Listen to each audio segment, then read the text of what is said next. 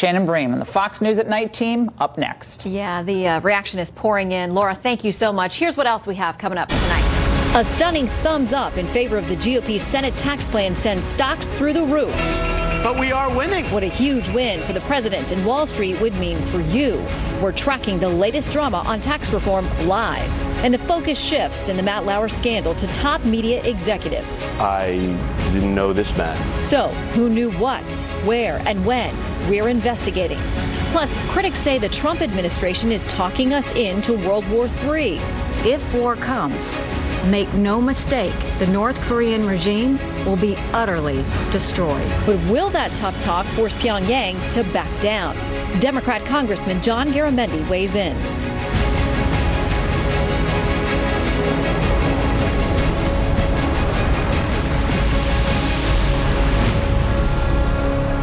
Hello and welcome to Fox News at Night. I'm Shannon Bream in Washington. This is a Fox News alert. In the case of an illegal immigrant deported 5 times and previously convicted of 7 felonies, who admitted to shooting a 32-year-old San Francisco woman named Kate Steinle. Jose Inez Garcia Zarate didn't deny it. He just said it was an accident. Tonight, Garcia Zarate has been found not guilty of murder or involuntary manslaughter charges. His attorney said it was a message for President Trump and a vindication for immigrants. President Trump frequently cited the case during his campaign and has used it as an argument in favor of his border wall and defunding sanctuary cities. He just tweeted a response to the verdict, quote, "A disgraceful verdict in the Kate Steinle case. No wonder the people of our country are so angry with illegal immigration." We've got team coverage tonight. Claudia Cowan with the verdict and Trace Gallagher on how this case sparked a national debate over sanctuary cities. Start now with Claudia. She is in San Francisco and has been covering this case. She's got the latest. Hi, Claudia. Good evening, Shannon. Well, this shocking verdict is the worst outcome for the Steinle family, especially since the defendant did not deny shooting Kate Steinle on a San Francisco pier in 2015 as she was walking there with her father collapsing in his arms after being shot in the back. 45-year-old Jose Garcia Zarate said the shooting was an accident, and his defense team built a case with circumstantial evidence. The jury found reasonable doubt and late today found him not guilty on the charges of murder, involuntary manslaughter, and assault with a semi-automatic weapon. The Steinle family was not in the courtroom when the verdict was read this afternoon. Kate's brother Brad tells me the family is processing these developments as best they can, saying the system failed Kate from the start and tonight's verdict is no different. But Zarate's lawyer, public defender Matt Gonzalez, said the jury left politics out of their deliberations and simply focused on the evidence.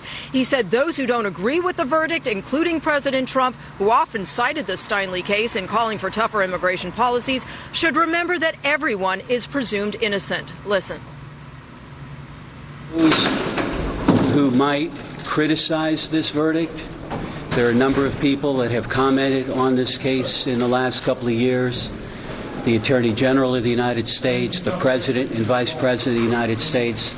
Let me just remind them that they are themselves under investigation by a special prosecutor in Washington, D.C., and they may themselves soon avail themselves of the presumption of innocence and the beyond a reasonable doubt standard. And so I would ask them to reflect on that before they comment or disparage the result in this case. The verdict that came in today was not one we were hoping for, but I think it's unequivocal. Both sides gave it their all. Both sides had good lawyers in court. They presented the case the way that they did. And at the end of the day, it's the jury that determines what the verdict is. And the jury came back with the verdict that they did. We will respect that decision. Zarate remains behind bars. He was found guilty of being a felon in possession of a firearm, and he will be sentenced next month, possibly up to 3 years. And tonight, Immigration and Customs Enforcement Chief Tom Homan issued a statement saying that ICE will move to get Zarate into federal custody as soon as possible and deport him, Shannon, for a 6th time. Back to you. All right, Claudia Cowan, thank you very much. Now, under sanctuary city policy, the San Francisco Sheriff's Department had released Garcia Zarate from jail, despite a request by federal immigration officials to detain him so they could deport him, as Claudia said, for the 6th time. Trace Gallagher is in Los Angeles with more on the backstory to the Steinle tragedy. Joins us live. Trace. Shannon, after admitting that he fired the gun that killed Kate Steinle, Jose Garcia Zarate told police the reason he stayed in San Francisco was in part because of liberal laws that made it easier for immigrants without documents to fly under the radar. His gamble paid off. Originally, Garcia Zarate was in jail in Southern California, but he was shipped to San Francisco on an outstanding drug warrant. And despite the fact that he'd been deported 5 times and convicted of 7 felonies, the San Francisco DA declined to prosecute. Immigration and Customs Enforcement, or ICE, then issued the San Francisco sheriff a detainer requesting they be notified before Garcia Zarate was released so they could pick him up. Instead, because of San Francisco's sanctuary city policy, the sheriff freed the suspect, which sparked a national outcry and prompted then presidential candidate Donald Trump to use Steinle's death to call for a crackdown on sanctuary cities and to build a border wall. Even California Democratic Senator Dianne Feinstein, who as mayor of San Francisco supported sanctuary cities, said it was wrong to not hold on to Garcia Zarate. And tonight, ICE released this statement, quoting, "San Francisco's policy of refusing to honor ICE detainers is a blatant threat to public safety and undermines the rule of law. This tragedy could have been prevented if San Francisco had simply turned the alien over to ICE as we requested, instead of releasing him back onto the streets. It is unconscionable that politicians across this country continue to endanger the lives of Americans with sanctuary policies while ignoring the harm inflicted on their constituents." Across the country, there are some 300 cities and counties that do not honor ICE detainer requests. But California is by far the biggest offender. In 2015, Congress passed a law that would cut federal funding for local governments that don't comply with federal immigration laws, but that law is currently being fought in court. Senator Ted Cruz was among those who pushed for Kate's law, which would have placed mandatory minimum sentences on those who repeatedly crossed the border illegally. The bill never came to a vote. Shannon. All right, Trace, thank you very much. And as we told you just moments ago, President Trump just responded to the Steinle verdict. He is tweeting about it. There is a lot of reaction coming in from the administration tonight. National correspondent Ed Henry is tracking the response to a case that it's been such a central part of the president's campaign. No mistaking that they would have a strong reaction to this, Ed. That's right, Shannon. The president has been talking about Kate Steinle. You're absolutely right. Going all the way back to the presidential campaign. Interesting that he's on Twitter. It took him a couple of hours. He did not react immediately. Some of the other top officials, like the attorney general, reacted first. We'll get to that in a moment. The president tweeting, quote, "A disgraceful verdict in the Kate Steinle case. No wonder the people of our country are so angry with illegal immigration." That a tweet tonight from the President of the United States. I mentioned the Attorney General. Jeff Sessions has been kind of a stalwart for this administration. The President's been frustrated about him not aggressively investigating Hillary Clinton and other matters, but on cracking down on illegal immigration, the bottom line is that Jeff Sessions has been out front for this administration. He put out a statement saying, among other things, when jurisdictions choose to return criminal aliens to the streets rather than turning them over to federal immigration authorities, they put the public safety at risk. San Francisco's decision to protect criminal aliens led to the preventable and heartbreaking death of Kate Steinle, while the state of California sought a murder charge for the man who caused the death, a man who would not have been on the streets of San Francisco if the city simply honored an ICE detainer. The people ultimately convicted him of a felony in possession of a firearm. The Justice Department, as you can see, lashing out tonight at this decision. And as you mentioned, Shannon, going all the way back to the campaign, the president made this case involving Kate Steinle front and center. Here's what he said back in the campaign.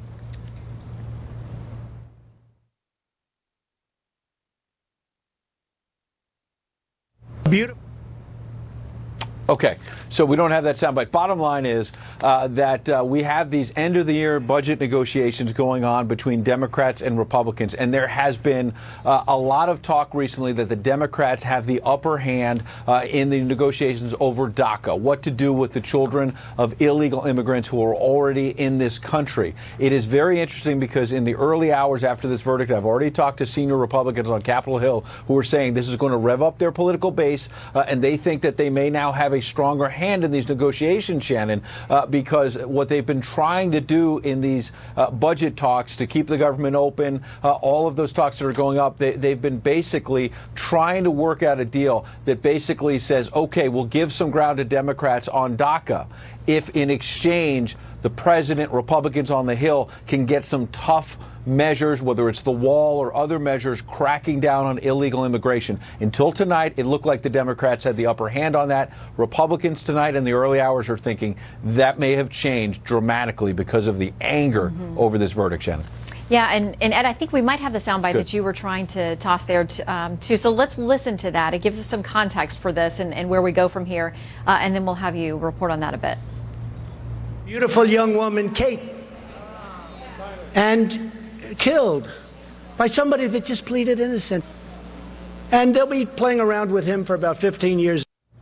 Yeah. So the president predicting this was not going to be an easy legal fight over finding justice here. Yeah, and it's another case. I mean, you think back to the anthem protest, a much different issue in the NFL. And when the president started talking about that, you had so many naysayers in the country saying, what is the president doing? He's focusing on this side issue. The Kate Steinle case back in the campaign, the president was speaking out on this early and often, way ahead of a lot of other people, politicians and others in this country. And now when you see what happened in this verdict, you see he was far ahead of the curve in terms of tapping in to the anger people have in this country about illegal immigration. He mentioned that in his tweet. He mentioned it a long time ago during the campaign. And that's why Republicans tonight are telling me they think this is going to be a very interesting element, as you say, a bit of context added to these end-of-the-year negotiations over illegal immigration, Shannon. Yeah, Ed Henry, thank you so much. All right, so on that end of this, let's bring in Fox News politics editor Chris Stirewalt to talk about the political fallout because, you know, we thought the president's tweet was a bit more subdued than I would have expected tonight because, you know, he can get very vociferous on Twitter, especially about something that is as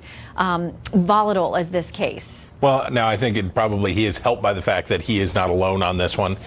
He is not, it's not, you know, Ed compared it to the NFL. On the NFL, that's, you know, other people in government don't care. For this, you've already got the Attorney General, you have the Republicans in Congress, you have everybody there. So Trump is part of a united front for his party as they step forward and say, this is exactly what we're talking about. Yeah, and interesting tonight, we heard from the defense attorney who successfully got his client off, Zarate, there in California, and he immediately went after this in a political way. Here's what he had to say after this not guilty. Those who might criticize this verdict, there are a number of people that have commented on this case in the last couple of years. The Attorney General of the United States, the President and Vice President of the United States. Let me just remind them that they are themselves under investigation by a special prosecutor in Washington, D.C. I got to tell you, that felt like a little bit of a curveball coming out of this reaction to this verdict. But, I mean, clearly they have painted this in political terms as well. Well, right. And it is true. And, in fact, the president and his supporters have made the point that until something is proven, then we have to assume that the president and his campaign are not guilty of misdeeds in the 2016 election. So that part is true. Here's the interesting political wrinkle, though, for proponents of sanctuary cities and for cities that keep these policies. A conviction here would have been much more helpful. A murder conviction here would have been much more helpful for them because then they could have said, well, look, yes, we're a sanctuary city, but the system works and justice is served and all of this stuff. Instead, they missed at the end. And look, you're the attorney here. I'm not. The facts of this was not going to be an open and shut case. This is you've got a guy who's basically a vagrant. You've got a gun. Did he find the gun? Did he steal the gun? Where's the gun? And all of that stuff. So this was never going to be an open and shut case. This, in the end, looks like a city that can't govern itself. This looks like a city that can't manage itself. And it looks like a city that is not up to the responsibility of having sanctuary city. So this is not just whatever the verdict would have been, it would have been helpful for Republicans and the president in pressuring cities on this front. This makes it doubly so. Yeah, and you know, it's confusing to a lot of people how involuntary manslaughter wasn't even part of this because that's talking about just simply being reckless. But clearly the jury was not convinced beyond a reasonable doubt. He was convicted on one firearms charge. That does potentially carry some jail time. So there's not a sentencing yet, but we're going to see whether he's going to, you know, spend this time in jail and then get deported for a sixth time. You know, who knows? We'll stand by. Indeed. All right, Chris, thank you very much. Stick around with us because we have a Fox News alert, a rare late night session in the U.S. Senate, and it's going to be early morning too. Republicans are working around the clock to get tax reform across the finish line. It was a huge day for efforts in the Senate and for Wall Street because when the GOP picked up a yes from Senator John McCain, stocks soared 331 points. But now we're back to a little bit of uncertainty because this thing isn't over yet. Chad Pergram, senior Capitol Hill producer, joins us now in a rather empty statuary hall. It's been bustling and busy, and they'll be back in there early. But, Chad, this thing is far from over. Yeah, behind the scenes, they are burning the midnight oil. And what are they doing at this late hour? They are rewriting the bill. Why? They don't have the votes. There was an atmospheric change in the Capitol. They were just a couple of hours from starting this long vote-a-rama, and then the culmination, final passage of this bill probably tonight or overnight, and they realized they didn't have the votes. Here's the problem. Let's start with Ron Johnson, Republican senator from Wisconsin. He's very concerned about small businesses. He wanted to change the deductions for small businesses. It's about 17.4% now. It would be 20% in this bill, maybe bring it up to 25%. That's the first problem. The second problem comes from someone who is not a senator, Elizabeth McDonough. She is the Senate parliamentarian, a very powerful figure here in Washington, someone who works behind the scenes. They had built into this bill a provision called a trigger. So in case they started to cut taxes and run big deficits, these triggers would kick in and start to produce more revenue, basically tax increases. They're considering this bill under a special process called budget reconciliation, which has certain guardrails that you can't go too far one way or the other. Elizabeth McDonough basically said that those triggers were off the chart. It was a foul, essentially, and that was going to cost them other votes. Look at Jeff Flake, Republican from Arizona, also Bob Corker, Republican from Tennessee. So what to do? They had to start to rework the bill. Mark Short, who is the White House Legislative Affairs Director, came to the Capitol very late tonight. He had a short meeting in the office of the Senate Majority Leader Mitch McConnell. What they're trying to do right now is actually put in tax increases. Now, this is supposed to be a tax cut bill, and what they would do is start to put in what they call staircases. So in other words, if the corporate rate is 20%, at about year 6, they would start to go up to about 20.5%, maybe 21% in year 7, and so on and so forth. So these tax increases would be baked into the bill. And I asked Short, isn't this a fundamental change in what you were doing? He said, no, we're still going to be delivering big tax relief for people. So nobody knows if they can actually get this done tomorrow. He said that they will apprise the president of what these changes are. Everybody except the staff has gone home for the evening as they try to rework this bill and maybe try to move this through the Senate tomorrow. I asked Susan Collins, the Republican senator from Maine, what she thought about all of this, and she said it is a, quote, inelegant process, Shannon. As the sausage making on Capitol Hill Absolutely. Often is. Chad Pergram, thank you so much for staying up late with us. you. We always appreciate your insight there on Capitol Hill. Anytime. Okay, so Chris Arwell, you're sticking around. You're back with us. Now, let me ask you, because he talked about this parliamentarian thing, and essentially she sets the rules on how they can get this thing done. And it's important for keeping votes and losing votes and getting more people back together. There is an argument out there that Vice President Pence, as the president of the Senate, could actually overrule the parliamentarian. I think it's only been done once before in history. It's not a popular move. People don't want to talk about it. I asked him point blank about this when we interviewed him a couple weeks ago. Yeah. He did not want to answer the question about whether he would maybe overrule the parliamentarian. Well, as we remember from Obamacare, when you use procedural end arounds and tricks and gimmicks and gimcracks and gewgaws to try to get controversial legislation through, unpopular controversial legislation through, it sure doesn't make it any more popular. So the Republicans now are facing a thing. We're talking about, okay, it'll be a tax cut with automatic tax increases in it. Okay, it'll be a tax cut, but then it'll have the dollar sign needed a little top hat on dancing up the stairs.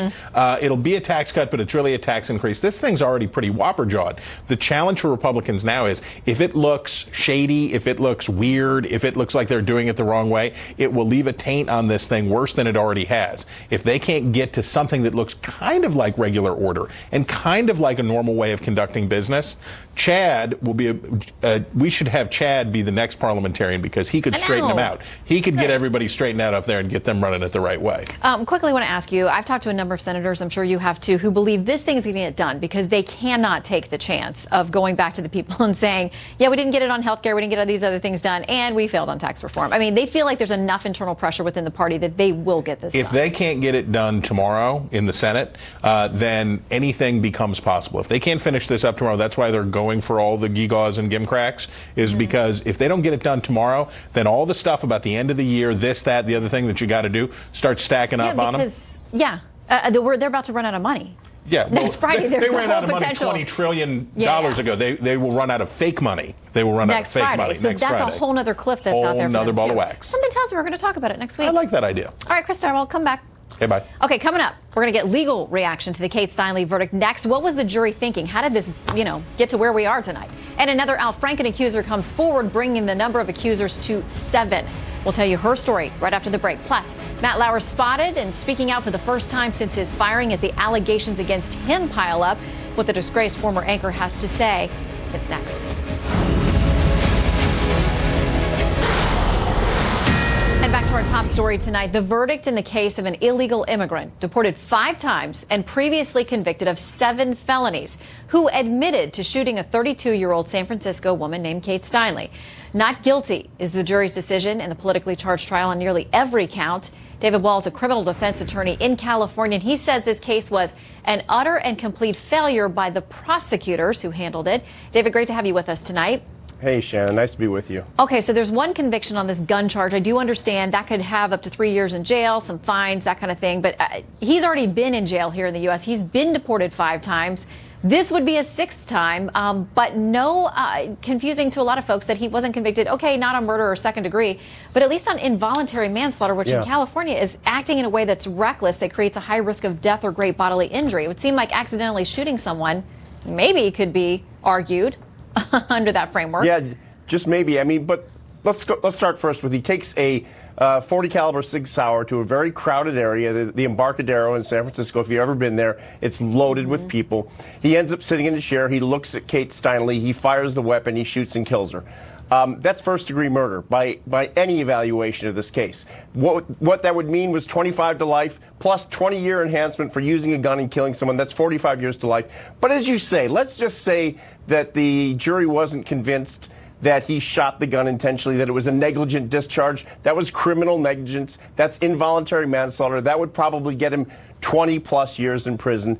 The reality of this, Shannon, is that either the prosecutor was grossly inept and incompetent, or this was a jury that engaged in jury nullification, which means they listened to the evidence, they evaluated the evidence, they decided to discard the evidence and come to a verdict of not guilty simply because of reasons outside the purview of the trial, as in politics. Yeah, and I learned in my years as an attorney, you really can't predict juries. I mean, you can have some educated guesses, but when we started to hear this afternoon that there may be a unanimous verdict, I mistakenly thought, well, they're maybe going to go with manslaughter or one of these lower charges, because I can't imagine, based on what we know. Now, I didn't sit through the trial. I didn't hear every shred of evidence. His defense attorneys apparently did an excellent job, but they were not convinced beyond a reasonable doubt that's what it takes.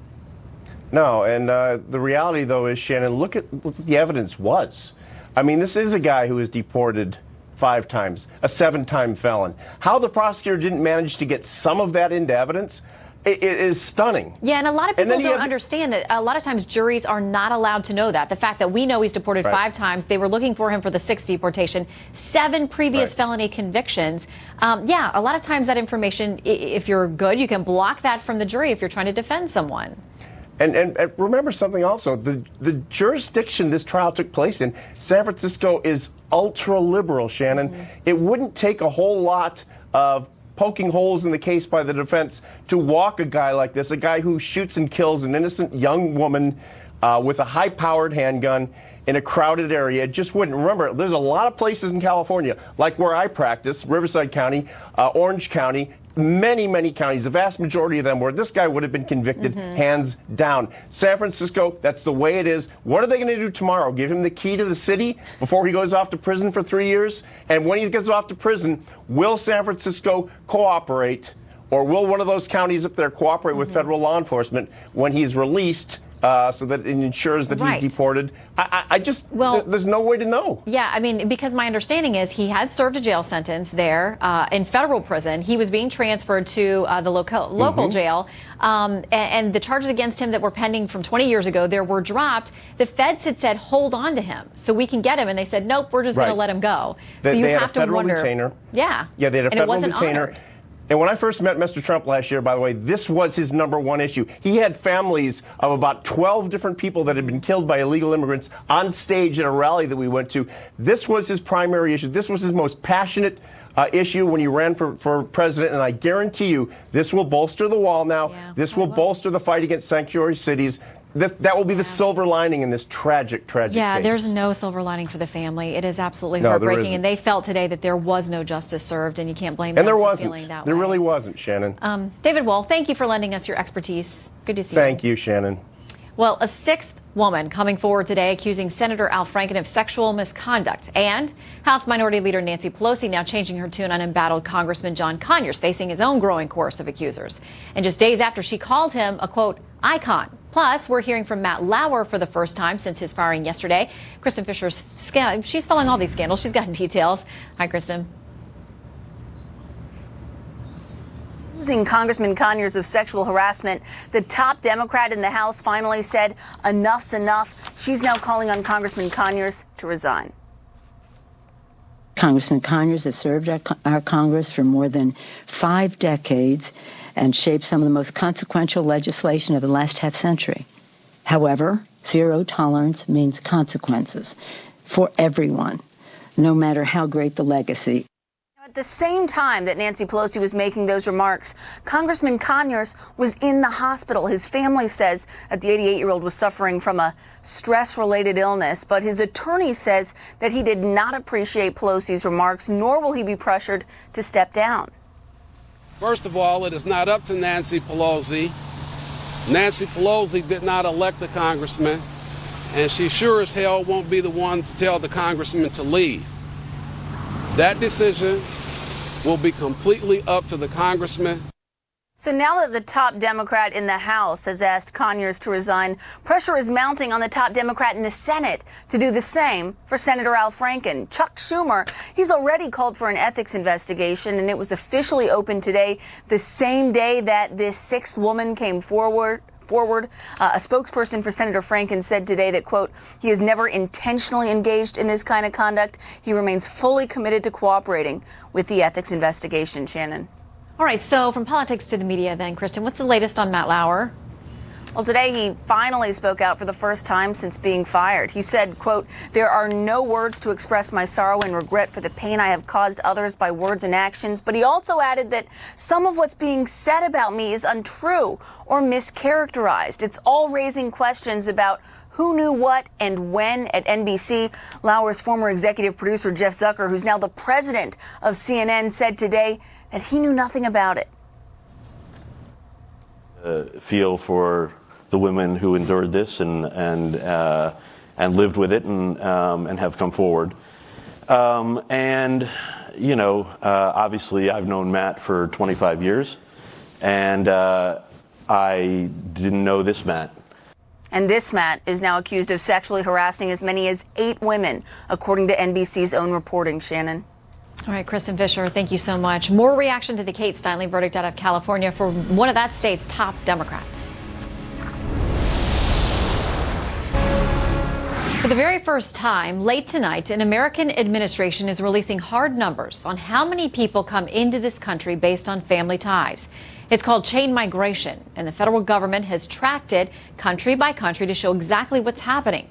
During a 10-year time frame, the U.S. permanently resettled 9.3 million new immigrants based solely on family ties. That's more than 70% of all new immigration in that period. That's according to the administration. Advocates of chain migration say immigrants often start new businesses, add to the economy, while Republicans say they hurt the economic chances of low-skilled workers, often minorities, who are already U.S. citizens. We have current immigrants determining who future immigrants will be, independent of their ability to be contributory to our economy. Could we do it better? Should we have more focus on merits? Absolutely. But that doesn't mean in the least that we don't want to be reuniting families, strengthening communities, and bringing more people here. Mexico tops the list with more than 1.7 million admissions over that decade. We have brand new information about attempts by the FBI to control the fallout over that infamous tarmac meeting between then Attorney General Loretta Lynch and former President Bill Clinton while his wife was under investigation. Judicial Watch has been fighting to get the FBI to release documents on that meeting. Tonight, the group has released 29 pages of what it received. Now that they're heavily redacted, the documents appear to show the FBI was primarily concerned about information about details of the meeting leaking out, rather than the potential impropriety of the meeting itself. The FBI had previously told Judicial Watch it could not locate any records related to that meeting. Tonight's verdict in the trial of an illegal immigrant who confessed to accidentally shooting Kate Steinle was nevertheless found not guilty of murder or manslaughter is renewing the debate over sanctuary cities and border security. Here to discuss, Ben Shapiro, editor-in-chief of DailyWire.com, syndicated columnist and host of The Ben Shapiro Show, and Adrienne Elrod. She was a director of strategic communications for Democrat Hillary Clinton. Good to see you both tonight. You too, Shannon. All right, I want to read a little bit of the reaction that we have from the ICE deputy director tonight. He says this: "It is unconscionable that politicians across this country continue to endanger the lives of Americans with sanctuary policies while ignoring the harm inflicted on their constituents. Following the conclusion of this case, ICE will work to take custody of Mr. Garcia Zarate and ultimately remove him from the country." Adrienne, he's come back 5 times. This will be number 6. How will it be any different? Look, there's no question that in this particular case, the system at the federal, state, and local level absolutely broke down.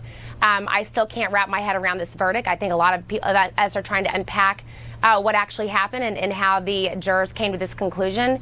But look, local law enforcement in cities that are so-called sanctuary cities will say that having an ongoing dialogue with the immigrant community in their cities is what actually makes it safer. So as a political pundit going on a television show, I'm certainly not going to question what local law enforcement think and how they want to govern their communities, but that is what they say. And you do see crimes that are lowered in sanctuary cities among the immigrant community compared to some cities where they feel that they cannot communicate with law enforcement. All right, Ben, what do you make of that argument? I mean, I live in Los Angeles, and I can tell you that the idea that making sure that illegal immigrants continue to be released back onto the streets rather than being given over to the feds, that is not going to lower the crime rate. The lack of trust between the immigrant community and the law enforcement community, that needs to be overcome. But that can't be overcome by simply saying that illegal immigrants should be released back into the community rather than being handed over to the feds. I mean, in this particular case, this guy was a repeat criminal many times. If you've been a citizen of the United States, here in California we have a 3 strikes law. If you're convicted 3 times in felony cases, you end up in jail for a very, very long time for life. In this particular case, this guy was convicted of a bunch of different crimes. He was deported over and over and over again. He was set free by sanctuary cities that refused to coordinate with federal law enforcement. He was out. He picked up a gun. He stole a gun, presumably, and then he shot Kate Steinle. Whether he did it, whether he meant to shoot her or whether he just meant to discharge the firearm is of no consequence. When you pick up that gun and you know that it has the possibility of firing and it fires, then this is at the very best involuntary manslaughter. Well, but not according to this jury. They said not guilty on that count as well. Adrienne, do you get how this topic was such a good one for President Trump when he was running, why it resonated with so many people, and why just this one case alone really captured the nation's attention, that this is an issue, these sanctuary cities letting people go, being very permissive with illegal immigration. Do you understand what he tapped into there and why people were so responsive to that? I do understand what he tapped into, but I also think it's an absolute shame that he used this case time and time again as a political football. When the family of Kate has gone through so much tragedy and so much heartache, and to have this used in any sort of political way by the President of the United States during the campaign when he was running as a candidate, now as president, is a real shame. But look, this is a very complex issue, and I think what's important to understand here is that this is one incident. What we've got to do is figure out how to handle the 800,000 dreamers who are living here in the United States, allowing them to live in limbo, allowing a lot of the immigrant community to wonder what's going to happen, to fear deportation every single day. All right, I got to bring in Ben here really quick because we're out of time. Ben, quick response from you. The basic notion that an illegal immigrant can commit crimes in this country and then re-enter the country at will is why President Trump won, and it's why President Trump ought to push for the construction of that barrier and ought to make sure that the American people are safe from predators like this one. We will expect to hear more from the White House on this. Ben and Adrian, thank you both very much. Thank you, Shannon. All right, accusations that tough talk from the Trump administration is inching us closer to World War III. How real is that threat now that the U.S., the entire U.S., could be threatened by a missile from North Korea? California Democrat John Garamendi joins us next on that foreign policy issue. And later, first daughter Ivanka Trump criticized over her wardrobe choices. We will explain when Night Court convenes.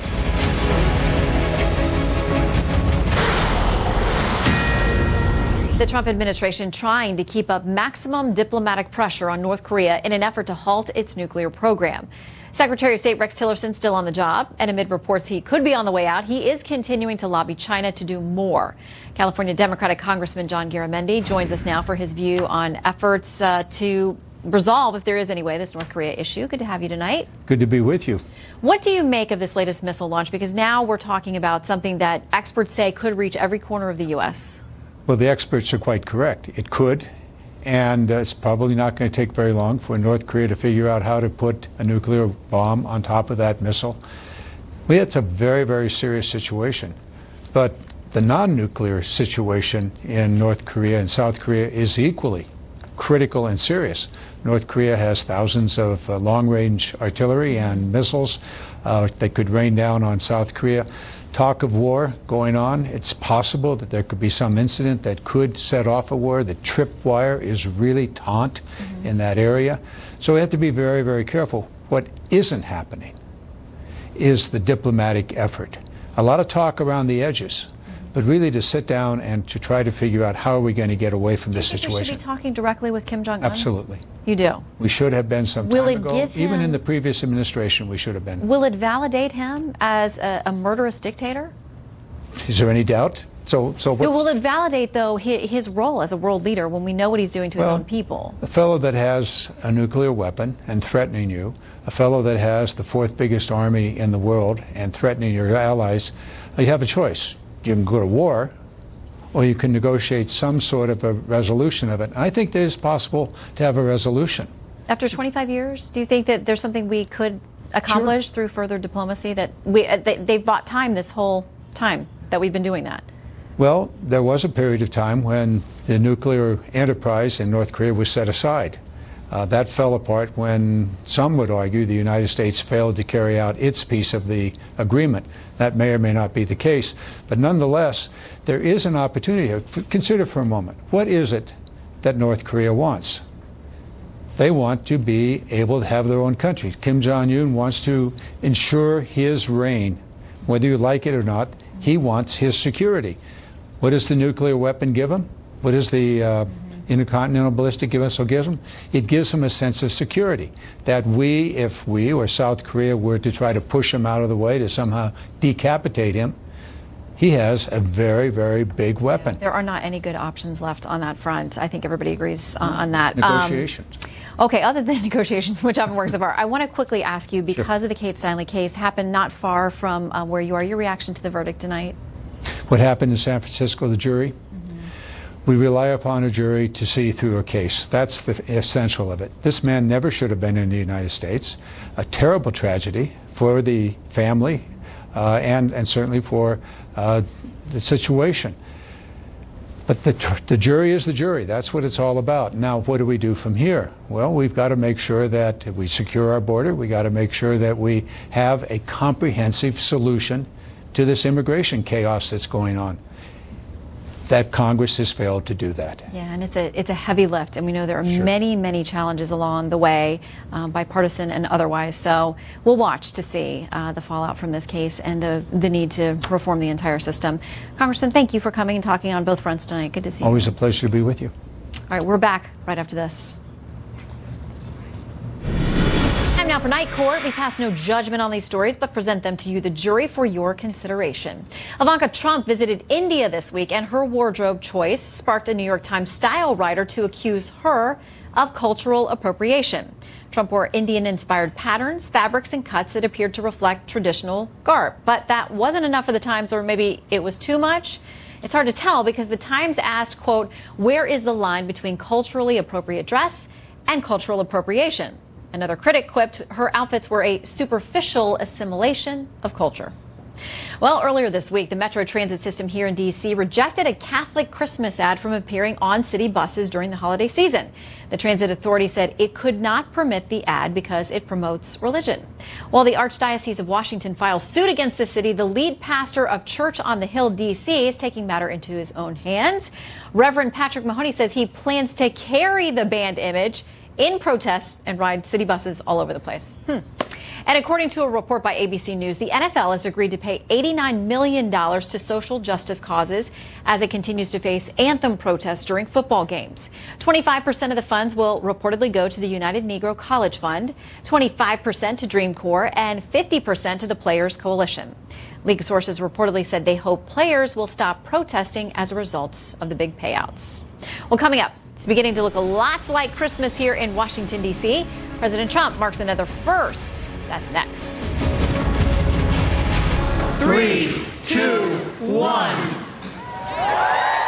It is official. If you need some good news tonight, check this out. It's beautiful. A first for President Trump as he and the First Lady Melania Trump lit the national Christmas tree here in Washington.